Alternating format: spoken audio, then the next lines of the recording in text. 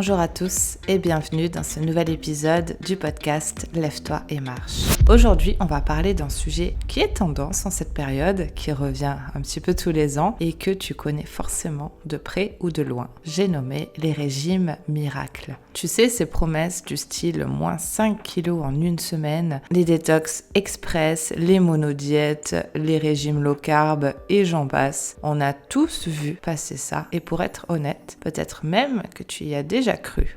Moi, en tout cas, je vais être honnête et il est vrai qu'à une époque, j'y ai cru et je me suis même laissé tenter. Je suis moi aussi tombée dans le panneau. Alors oui, quand on commence ce genre de diète, on va perdre du poids, même très rapidement. Le problème, c'est les conséquences de ce genre de régime. Souvent derrière, le retour de manivelle qu'on se prend, c'est qu'on se sent soit perdu dans son alimentation, soit on en ressort avec des troubles du comportement alimentaire, soit on reprend le double de ce qu'on a perdu. Et ce n'est pas un hasard, les régimes miracles séduisent, ils rassurent, ils donnent l'impression qu'on a enfin trouvé la solution. Mais tu vas voir qu'en réalité, ce sont surtout des pièges.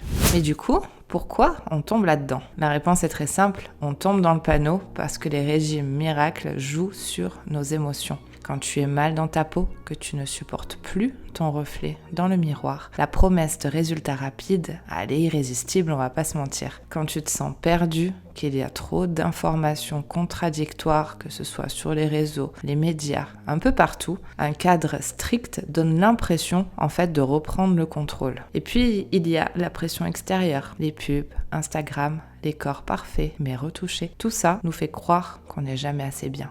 L'industrie, malheureusement, connaît parfaitement nos faiblesses. Elle sait comment appuyer là où ça fait mal. Et pour renforcer leurs promesses, ils utilisent des avant-après spectaculaires, souvent retouchés, malheureusement, parfois temporaires et très rarement représentatifs de la réalité. Alors forcément, tu te dis, si ça marche pour elle, ça peut marcher pour moi. Mais du coup, au final, on se rend compte que ça échoue toujours. Mais pourquoi ça ne marche pas concrètement ? Déjà, parce que ce sont des régimes extrêmes. Tu supprimes des groupes d'aliments entiers, tu descends trop bas en calories, tu manges de façon monotone et frustrante. Résultat, ton corps se défend. Ton métabolisme ralentit, ta faim augmente, ton énergie chute et au bout d'un moment, tu craques. Ce n'est pas toi qui manques de volonté, c'est ton corps qui réclame ce dont il a besoin pour survivre. Et c'est là que les dégâts psychologiques commencent. Tu crois que tu as échoué, tu culpabilises, tu t'enfermes dans un cercle vicieux. Régime, craquage, honte, nouveau régime. C'est exactement ce qu'on retrouve dans les troubles du comportement alimentaire. Beaucoup de compulsions, d'hyperphagie, de restrictions qui viennent de ces régimes extrêmes à la base. Il faut comprendre une chose, ce n'est pas toi le problème, c'est le régime en lui-même. Parce qu'il y a aussi une part sombre, on va dire, à ce genre de régime, c'est la partie business. Parce que oui, les régimes miracles, c'est un business gigantesque. À l'échelle mondiale, l'industrie de la minceur, c'est plus de 200 milliards de dollars par an. En France, c'est plusieurs milliards entre les substituts de repas, les compléments alimentaires, les applications, les cures détox. Et 95% des gens reprennent le poids perdu après un régime restrictif. Tu vois le piège ? Leur modèle économique repose entièrement sur ton échec. Parce que si tu perds du poids définitivement, tu ne reviendras pas acheter. Mais si tu craques, si tu reprends, si tu te sens encore plus mal, en fait, tu deviens une cliente super fidèle. C'est en réalité une fidélisation par l'échec. C'est pour ça qu'il y a toujours une nouvelle méthode. Chaque année, un nouveau produit, une nouvelle façon de manger, un nouvel aliment à diaboliser. Ce n'est pas une évolution scientifique, c'est juste du marketing qui change de costume. Les conséquences à long terme de tout ça, elles sont nombreuses. Et le pire, c'est qu'au-delà de l'échec, il y a des dégâts durables. L'effet yo-yo, par exemple, tu finis souvent plus lourde qu'au départ. La relation avec la nourriture qui finit par s'abîmer, tu ne sais plus si tu manges par faim, par envie ou par culpabilité. Tu ne sais même plus en réalité si tu as le droit de manger. Ta santé physique, les carences, la perte de masse musculaire, les dérèglements hormonaux. Chez beaucoup de femmes, ça se traduit aussi par la disparition des règles, par une fatigue constante, par des compulsions alimentaires. Ces conséquences ne se voient pas dans les pubs, mais elles sont pourtant bien réelles.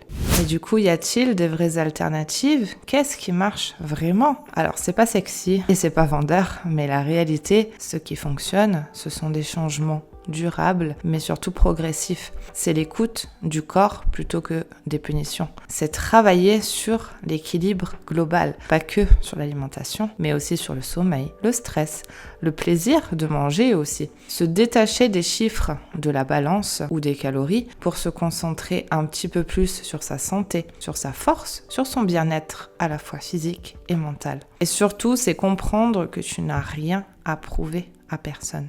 Et comprendre qu'une diète soi-disant qui fonctionne pour tout le monde ne fonctionnera en réalité pour personne. Chaque humain sur cette terre est différent, a un corps différent, un métabolisme différent, des fonctionnements qui sont différents. Une seule diète ne peut pas correspondre à tout le monde. Et quoi qu'il en soit, une diète qui interdit, qui est restreinte, ne sera jamais une diète qui apportera du résultat. Aujourd'hui, si je devais te laisser avec un message, ça serait celui-ci. Si les régimes miracles marchaient, ça se saurait.